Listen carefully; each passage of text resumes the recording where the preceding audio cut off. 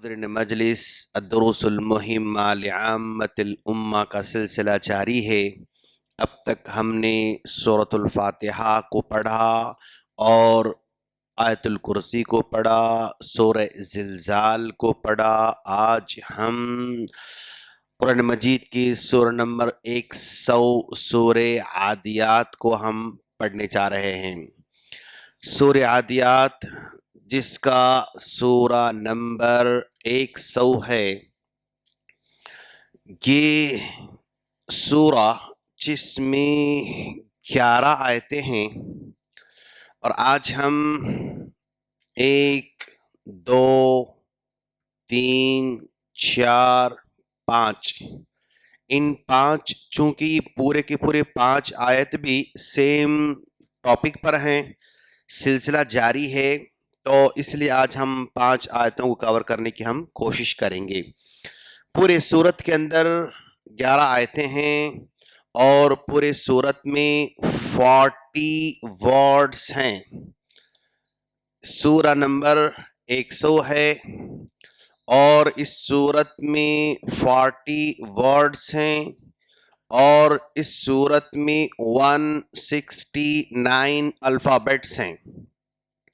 169 alphabets کا مطلب یہ ہوا کہ سیدھا اگر کوئی آدمی اس سورت کو ایک مرتبہ تلاوت کرتا ہے، جتنے الفابیٹ ہوتے ہیں اس کے سامنے ایک زیرو بڑھا لینا ہے۔ تو ایک مرتبہ اگر کوئی سورت کو تلاوت کرتا ہے تو 1690 نیکیوں کا آدمی مستحق ہو جاتا ہے۔ اس سورت کی تلاوت کے لیے 1 منٹ بھی نہیں لگتا ہے، 1 منٹ میں آدمی تلاوت کر لے سکتا ہے، اور 1 منٹ میں آدمی 1690 نیکیوں کا مستحق بن جاتا ہے۔ اب ہم ذرا پہلے سورت کو پڑھیں گے۔ اس میں اللہ تعالیٰ کیا بتا رہا ہے؟ والعادیات ضبحا، والعادیات، جب کبھی سٹارٹنگ میں یہ واو آتا نا، یہ قسم کھانے کے معنی میں آتا ہے۔ قسم ہے، اس کو واو قسمیہ کہتے ہیں، جیسے والعصر قسم ہے زمانے کی، والعادیات قسم ہے دوڑنے والے گھوڑوں کی، قسم ہے دوڑنے والے ہانپنے والے، دوڑنے والے ہانپنے والے گھوڑوں کی۔ تو واو جب بھی آتا ہے اس کا معنی قسم کا آتا ہے۔ والشمس وضحاہا، قسم ہے سورج کی، واللیل قسم ہے رات کی۔ تو واو جب آتا ہے وہاں پر قسم کا معنی آتا ہے۔ والعادیات ضبحا، قسم ہے ایسے گھوڑے جو دوڑتے ہیں ہانپتے ہوئے۔ ضبحا مانے ہانپنا، تیزی سے جب گھوڑا دوڑتا ہے تو وہ ہانپتا رہتا ہے، تو اللہ تبارک و تعالیٰ تیزی سے دوڑنے والے گھوڑوں کی یہاں پر قسم کھا رہا ہے۔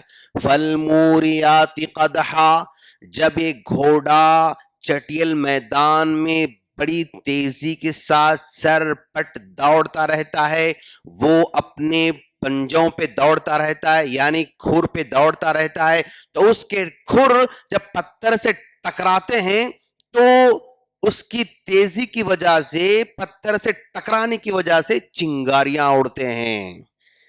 قسم ہے ان گھوڑوں کی جو ٹاپ مار کر دوڑتے ہیں تو چنگاریاں اڑاتے رہتے ہیں، یعنی ان گھوڑوں کی اللہ تبارک و تعالی تیزی بیان کر رہا ہے کہ بھئی جب یہ پتھر، ایک پتھر دوسرے پتھر سے ٹکراتا ہے تو چنگاری اڑتی ہے، تو یہ ٹاپ اس کے اتنے مضبوط ہیں ان گھوڑوں کے، اگر یہ ٹاپ اگر پتھر سے ٹکراتے ہیں تو اس میں چنگاریاں نکلتے ہیں، اس قدر تیز دوڑنے والے گھوڑے ہیں۔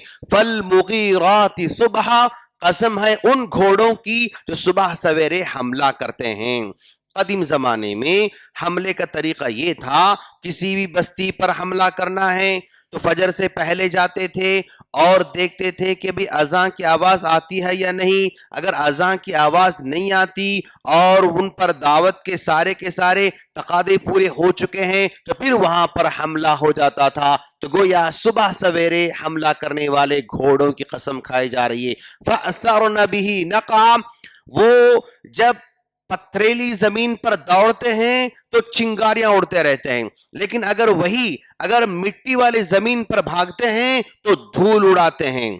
इतनी तेजी से घोड़े दौड़ रहे हैं कि वो घोड़ों के दौड़ने की वजह से धूल उड़ती है, और वो धूल बिल्कुल आसमान में जो अबर छा जाता ना, इस कदर धूल उससे उड़ती है। फवसतन बिही जमा, कसम है उन घोड़ों की जो सामने वाली फौज पर हमला करते हैं, सामने वाली फौज में दरमियान में घुसकर हमला करते हैं। तो 1, 2, 3, 4, 5 आयतों के अंदर भी अल्लाह तबारक व ताला घोड़ों की सिफत बयान कर रहा है। अब ये आयतें अलग अलग हैं, हम अगर अलग पढ़ते हैं वल आदियाति ज़बहा, बस इतना है, फल मूरियाति क़दहा, फल मुग़ीराति सुबहा, फ़असरन बिही नक़आ, फ़वसतन बिही जमआ, ऐसे पढ़ेंगे। लेकिन अगर हम एक दूसरे को मिलाकर अगर हम पढ़ रहे हैं तो वल आदियाति ज़बहन, फल मूरियाति क़दहन, फल मुग़ीराति सुबहा, فالمغيرات صبحا فأثرن به نقعا فوسطن به जमआ। अगर हम मिलाकर पढ़ते हैं तब देखो आप, सुबहा यहां पर 2 जबर है, और 2 जबर के बाद जो अल्फाबेट आ रहा है वो फा आ रहा है, और ये फा हुर्फ़े हलकी में से भी नहीं है, यरमलून में से भी नहीं है, तो यहां पर इख्फा करेंगे। और क़दहा यहां पर भी 2 जबर है, 2 जबर के बाद फा आ रहा है, जिसकी वजह से फिर यहां पर इख्फा होगा, क़दहन ऐसा। फिर ये 2 जबर है, 2 जबर फिर फा आ रहा है, तो सुबहन। और नक़आ 2 जबर है, 2 जबर फिर फा आ रहा है, नक़अन। इस तरह तजवीद का इसमें कायदा होता है। अब इन पूरे आयतों में अल्लाह तबारक व ताला घोड़ों की तारीफ कर रहा है। अल्लाह तबारक व ताला अरबों को घोड़ों के जरिए समझाना चाहता है। क्यों घोड़ों की मिसाल अल्लाह ने बयान किया? इसलिए कि अरबों के पास जितने भी जानवर हैं उनमें सबसे ज्यादा महबूब अगर कोई जानवर था तो वो घोड़ा था। वो घोड़ों की नस्ल को नस्ल दर नस्ल पालते हुए आते थे, घोड़ों को तालीम देते थे, घोड़ों की ट्रेनिंग दिया करते थे। उनके पास घोड़ा बहुत ज्यादा महबूब जानवर था, घोड़ों को पालना उनके पास महबूब मशगला था। घोड़ों से सफर करते थे, घोड़ों से जंग लड़ते थे, और घोड़ों से जो है अपनी शान बता करते थे। तो इसीलिए अल्लाह तबारक व ताला घोड़ों की मिसाल बयान फरमाया। अच्छा, घोड़ों की मिसाल किस एंगल से बयान कर रहा अल्लाह तबारक व ताला? बंदों से कह रहा है कि ऐ बंदो, एक तरफ इंसान है, एक तरफ इंसान है, और एक तरफ यहां पर घोड़ा है। एक तरफ इंसान है, एक तरफ घोड़ा है। अल्लाह तबारक व तआला इंसानों के सामने घोड़े की मिसाल बयान करके समझाना चाह रहा है, तुम भी अल्लाह तबारक व तआला की मखलूक हो, घोड़ा भी अल्लाह तबारक व तआला की मखलूक है।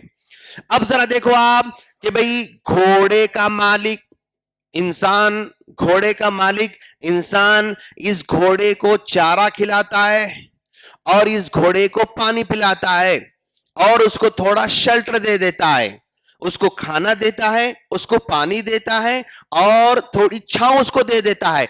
इस तीन चीजों के बदले में घोड़ा इंसान की खातिर जान भी देने तैयार हो जाता है।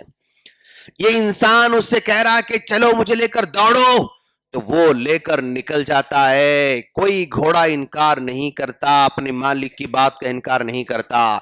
अगर वो दिन में चलने के लिए कहे तब भी चल पड़ता है। आधी रात में घोड़े पर बैठकर कोई जाना चाहता है तब भी उस पर बैठकर वो निकल जाता है, घोड़ा इनकार नहीं करता।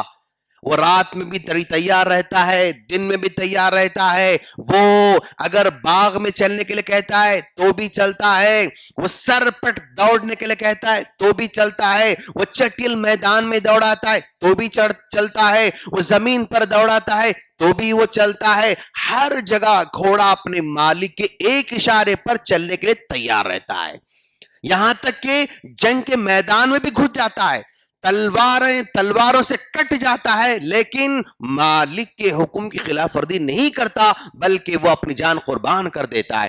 ایک ہے گھوڑا جو اپنے مالک کے اشارے پر جان بھی قربان کر دیتا ہے، اور ایک ہے انسان، حضرت انسان۔ اس انسان کو اللہ تبارک و تعالی ذرا فجر میں بلا رہا ہے، نہیں آ رہا ہے، لیکن گھوڑا فجر میں اگر مالک کہے چلو نکل پڑتا ہے۔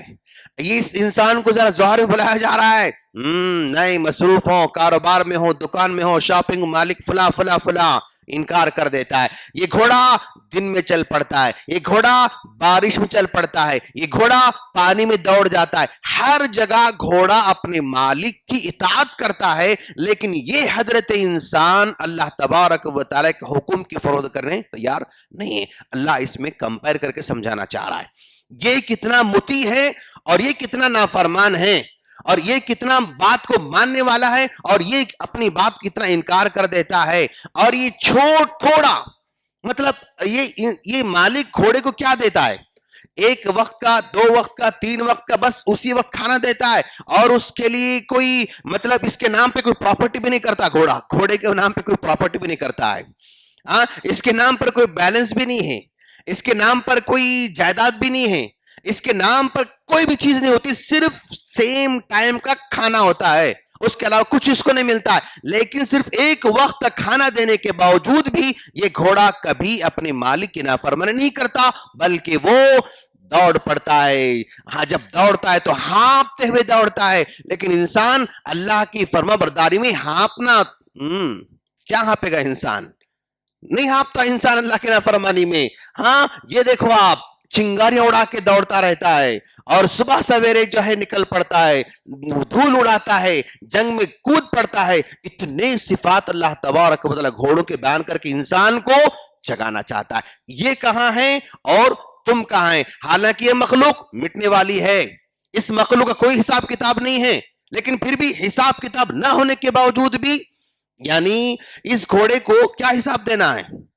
گھوڑے کیا حساب دینا اپنے مالک؟ کوئی حساب دینا نہیں ہے، لیکن پھر بھی اس کی بات مانتا ہے۔ لیکن بندے کو اللہ کو حساب دینا ہے، لیکن پھر بھی وہ اپنے حساب دینے کے باوجود بھی یعنی وہ فرمانبرداری میں پیچھے ہوا کرتا ہے۔ تو ان آیتوں میں اللہ تبارک و تعالی انسانوں کو اور ایک گھوڑوں کو ہلکا سا یعنی موازنہ کر کے سمجھانا چاہ رہا ہے، یہ کتنا فرمانبردار ہوتا ہے اور یہ کتنا نافرمان ہوتا ہے۔ اب اس کو بھی چاہیے کہ رب کے سامنے فرمانبردار بن جائے، یہ جس انداز سے کام کرتا ہے یہ بھی جو ہے اللہ کے لیے کام کرنا شروع کرے۔ کیوں؟ اس کو جو نعمتیں ملی نا اس کو وہ کاؤنٹ بھی نہیں کر سکتا ہے۔ اس کو صرف چارہ ملا، پانی ملا، شیلٹر ملا، اس کے علاوہ اور کوئی نعمت اس کو نہیں ملی۔ اس کے لیے چارے کے علاوہ اور کوئی دوسری نعمت بھی نہیں ہے، گھاس کے علاوہ اور کوئی نعمت بھی نہیں، لیکن اس کو اللہ تبارک و تعالی کروڑوں طرح کی نعمت عطا کر رکھا ہے، لیکن پھر بھی اس کے بعد اس کے مقابلے میں وہ اپنے مالک کا زیادہ نافرمان نہیں ہے۔ اللہ یہ سمجھانا چاہتا ہے۔ ہم اللہ سے دعا کرتے ہیں اللہ تعالی ہم تمام کو جس سے ایک عام مخلوق اللہ کے فرمانبردار بنتی ہے، ہمیں بھی ویسے فرمانبردار بننے کی توفیق عطا فرمائے۔ آمین۔ سبحانک اللہم بحمدک اشہد ان لا الہ الا انت استغفرک واتوب الیک۔ السلام علیکم ورحمۃ اللہ وبرکاتہ۔